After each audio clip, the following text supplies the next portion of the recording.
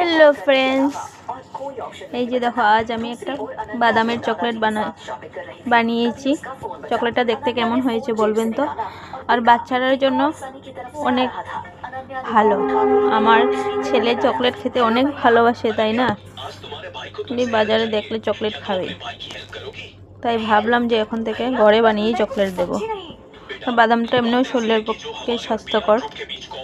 আমরা এটা যদি ঘরে বানিয়ে দিই আর একটু ভালো হবে। আর বাজারে কিনে খাওয়ার থেকে চকলেট এভাবে বানিয়ে দিলে বাচ্চাদের জন্য অনেক উপকারী। তাই অল্প চকলেট বানিয়ে ফেললাম। এটাকে কাটবো, কেটে রেখে দেবো।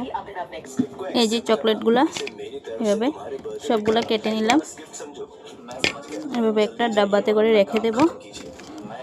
আর বাচ্চাদের টিফিনেও দিতে পারবে, এমনিও খেতে পারবে। আমার ছেলে তো চকলেট খেতে অনেক পছন্দ করে, তাই এইভাবে বানিয়ে রেখে দিই। ওকে মাঝে মাঝে দিই।